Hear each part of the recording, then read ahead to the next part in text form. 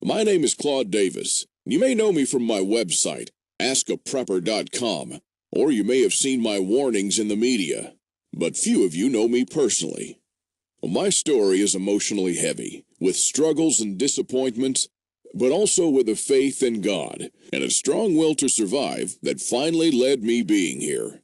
So pay close attention, because this video will change your life for the good. Lesson number 1. Don't take anything for granted. My grandparents from my father's side came to America from Ukraine just before the Second World War and started a small farm in Texas where I grew up without missing a thing. But my grandfather wasn't so lucky.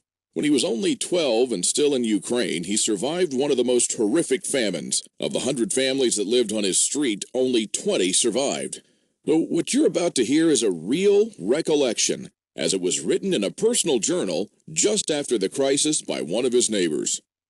Where did all the bread disappear? I do not really know. Maybe they've taken it all abroad. The authorities have confiscated it, removed it from the villages, loaded grain into the railway coaches, and took it away someplace. They've searched the houses and taken away everything, to the smallest thing. All the vegetable gardens, all the cellars were raked out, and everything was taken away. It was so dreadful that every day became engraved in my memory. People were lying everywhere as dead flies. The stench was awful. Many of our neighbors and acquaintances from our street died. We tried to survive the best we could. We collected grass, goosefoot, burdocks, rotten potatoes, and made pancakes, soups from putrid beans or nettles, collected clay from the trees and ate it, ate sparrows, pigeons, cats, and dogs. When there were still cattle, it was eaten first, then the domestic animals. Some were eating their own children. I would never be able to eat my child. One of our neighbors came home when her husband, suffering from severe starvation, ate their own baby daughter. This woman went crazy.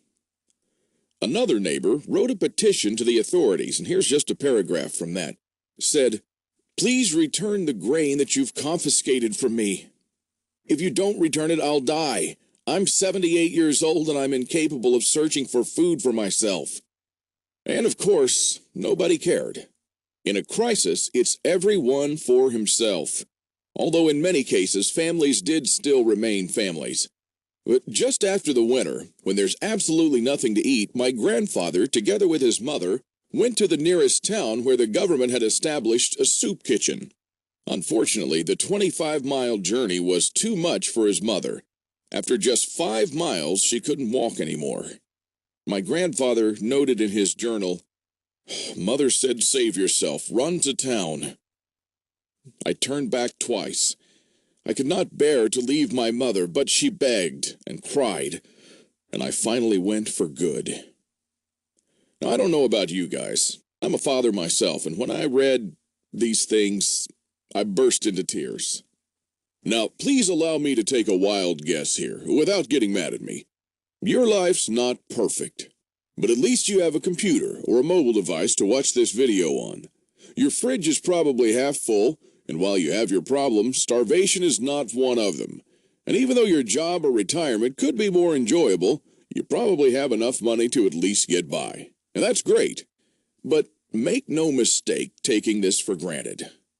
History has shown us many times that it can all fly away in a split second.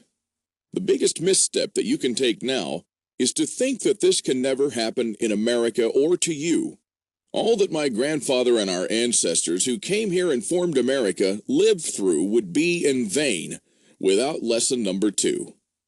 Those who cannot remember the past are condemned to repeat it. Now, call me old-fashioned, I don't care, but I completely believe in America and what our ancestors stood for. They all had a part in turning this land into one of the most powerful countries in the world. Many died and suffered before a creative mind found an ingenious solution to, maybe, a century-long problem. Now, believe it or not, our ancestors' skills are all covered in American blood. And this is why these must be fought for, protected, and handed on for them to do the same for our children and our children's children. But now, my friends, we're sitting on the edge of oblivion. Our fathers and grandfathers were probably the last generation to practice basic things like building a root cellar or making pemmican. Our ancestors laid the bricks and built the world's strongest foundation that we're about to irreversibly forget. And we're going to pay the ultimate price for this, because if you have a big, strong house with a weak foundation, it doesn't matter if it looks nice on the outside. The next flood will sweep it away. And that is exactly what will happen to most Americans in the coming crisis. So here we are, human beings in the 21st century, several lifetimes and a world away from our grandparents and their ways. Have we become better at living? I think not. I watch as we have become ever more expectant that the world owes us a living. Consumerism has reached epic proportions, and people feel aggrieved if they don't own the latest gadget. The truth is, we never have been more disconnected from life, from the world, from the soil, from the trees, and from our own souls. We're straying away from our roots on a dangerous road from which there will be no turning back. And the good and the bad news is that we're the last generation that can truly do something about it. We no longer know how to live without refrigerators, without cars, without phones, without supermarkets. What will you do tomorrow if you simply are unable to buy things? I sometimes think that we're kidding ourselves with our bug-out bags and with our 3-day food rations. Wouldn't we be better off looking at what the pioneers took with them when they traveled from Independence, Missouri all the way to Oregon City? Game meat was unreliable even then, so don't think that they made this 5-month journey counting only on that. If your life depended on this, what bug-out bag would you take with you? I know I'd stick with whatever the pioneer had with him. He had to travel weeks on end without much help while taking cover from some native tribes at the same time. And this is just a small, tiny example. I don't want to see our forefathers' knowledge disappear into the darkness of time. And if you care about your family and what America stands for, then neither should you. This is the third and most important lesson of all. It's always up to you. Now, I believe in God and in the power of free will, and I believe that you are the only one in charge of your destiny, and that you're constantly making decisions that shape the rest of your life. Now, it's true we all had different starts, depending on our families and upbringing, but for most of us here in the United States, we at least had decent beginnings. We had water and food. We could go shopping from time to time, and we had a decent medical system compared to other countries. We should be more thankful for that. And we should ensure that we have something put aside for darker times. If anything goes wrong with this country, don't blame the government or the president. They don't truly care about you or your family. You'll be the only one in charge of your fate. Now, I don't know if you've noticed, but nothing falls from the sky. God helps you, but he doesn't lay it on your table. You have to work hard and do things yourself. As long as you're aware of this, your destiny rests solely on you and your willpower. Now, you can truly change things, and you can do a lot more than you think you can. With this idea in mind, 5 years ago, I wanted to do something that hadn't been done before. Something that not only would help me survive a crisis without investing a fortune in stockpiles, but something that I could do around my house on a daily basis using only methods that were tested and proven by our forefathers for centuries. I wanted to unearth and learn the forgotten ways of our great-grandparents. I went to my grandfather to find out how he survived and to learn the little secrets that helped him stay alive in spite of almost everyone else dying. Now, he was almost 90 years old, but the old man was still in good shape. For 3 weeks on end, I absorbed his lessons like a dry sponge. And on top of that, we built a lot of things together, including a root cellar and a storm shelter, just like the folks did when he was young. We made lard and ham, and we smoked 4 turkeys and preserved them for winter in 4 different traditional ways, and a lot more. And when I was a child, I was raised by my grandparents, but I hadn't spent much quality time with them until then. In fact, there were months when we barely even spoke, not because we couldn't stand each other, but only because I was always too busy working or taking care of my kids. A lame excuse and a thing that I deeply regretted later on in life. Well, my grandfather passed on a couple of years ago, and with him, a magnificent amount of survival knowledge. I don't know if you're in a similar situation, but think about your grandfather and how many things he did or knew, things that will vanish forever into the dark abyss of ignorance. And because I deeply believed in lesson number 3, that I was the only one who could change something, my goal for the last couple of years changed from not just learning, but saving our forefathers' ways. This is one of the most important things I've done in my life, and I'm proud of it, but it took me 5 difficult years. Now, first, there's no person that knows all our forefathers' forgotten secrets.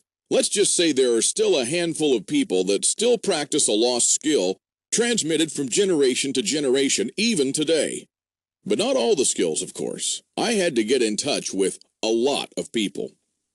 Second, where do you find these guys?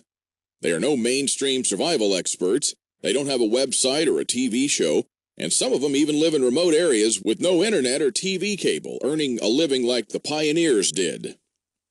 Third, I wanted to do something unprecedented. You know, articles like 11 skills your great-grandparents had that you didn't, and they started listing the skills: hunting, fishing, foraging, butchering, and so on. Well, you know, this kind of information will never help anyone. I needed something solid, exact, and to the point. Not just skills, I wanted to know things that they actually built, ate, and stored, and exactly how they did it. And fourth, I'm not sitting on a gold mine. As much as I enjoyed traveling and learning these skills, I still needed to go to work. But what I didn't realize when I started my quest is that you can't save these skills only by writing them down. If all these writings will be forgotten in a dusty drawer right next to my bed, it won't help anyone. This knowledge will die together with me, and all my efforts to save our forefathers' ways would have been in vain. So this is because all my life I blindly believed in lesson 3, that it's always up to me. But I was wrong. In this case, it's only halfway there. It's also up to you. Today is your chance to be a part of saving our ancestors' lost ways. I wanted to make this information available to every family out there without having to spend years of their lives or thousands of dollars. So I came up with this great idea to edit all my manuscripts and turn all this lost knowledge into one of the greatest books of this century. The Lost Ways, Saving Our Forefathers' Skills. Now, as you can see, I designed and edited the book in an old-fashioned way, but most of it is not written by me personally, because I didn't want people to read a second account. I'm sure a lot of information would have been lost in this process. You know, those little secrets that make a thing really work? Those little things that make a big difference. So I paid these experts for their time, and I got what I wanted. These people are not professional writers, but instead are uniquely special. They're neither the strong, badass type that you see in Rambo movies, nor the ultra-rich preppers from reality shows. They're simple people who know a lost skill very, very well. They're smart, shrewd, and wise enough to survive for months or even years in the world's most remote places.